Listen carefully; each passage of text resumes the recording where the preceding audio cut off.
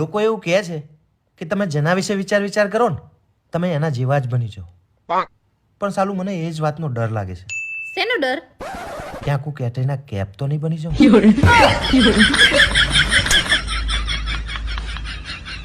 લગન પહેલા બધી છોકરીઓના મા બાપ એવું કહેતા હોય છે કે અમારી દીકરી તો ગાય છે, ગાય.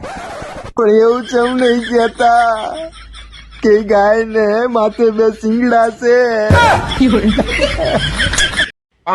બેબી, મારથી એવું ખાવાનું નહીં બનતું. તો કઈ વાંધો નહીં, છોડી દે. હાચે? ઘર છોડી દે.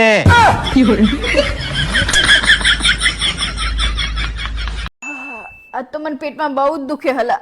ચમ આ બાજુવાળી 5000 નો નવો ડ્રેસ લાવી એટલે.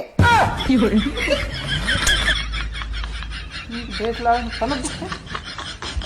હા બ્રનોલા, બોલ. હું તમને ફોન કરું ને તો તમે કાપી નાખજો હો. હું તારી સામે તો બેઠો, વાત કરવી તો કર લે. ફોન કરે ને હું કાપી નાખું એવું શું કરવા કરવું તારે? એવું નહીં, હું અઠવાડિયેથી તમારી જોડે બાજવા માટે તમારો વાંક ગોતી રહ્યું, પણ જે તમારો વાંક જ નહીં નીકળતો ને હું કઈ રીતે તમારી જોડે બાજુ? હા બ્રનોલા, હા બોલ. કાલ મેં મારા સપનામાં એવું જોયું કે તમે પાડોશણ જોડે બગીચામાં હાથમાં હાથ નાખીને ફરતા હતા. પણ બકા એમાં રિહાય શું કરવા? એ ખાલી સપનું જ હતું. તે રિહાય જ ને. તમે મારા સપનામાં આવું કરો તો તમે તમારા સપનામાં કેવું કરતા હશો?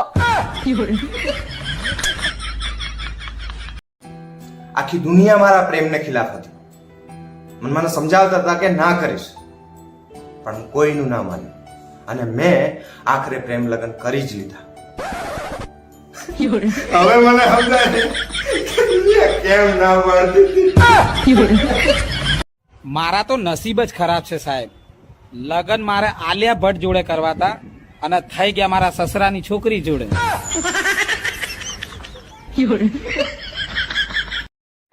આ તો ટી શર્ટમાં બહુ જોરદાર લાગો છો તમે.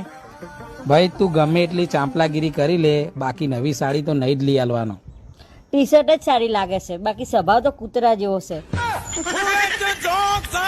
મારું નામ ભાવલો ભમરાડો છે. હું બહુચરાજીનો છું.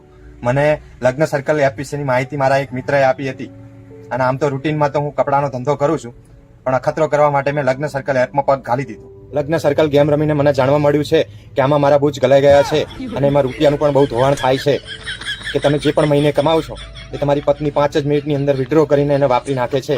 તો હું તમને એટલું જ કહેવા ચાહીશ કે લગ્ન સર્કલ એક બહુ જ ભયંકર ગેમ છે, એને પોતાના જોખમે રમવી. નસીબમાં જો દીકરી લખાય ને તો એને નસીબદાર કહેવાય, પણ જો એ દીકરી સાસુ સસરાની હોય તો એને કરમની કઠણાઈ કહેવાય.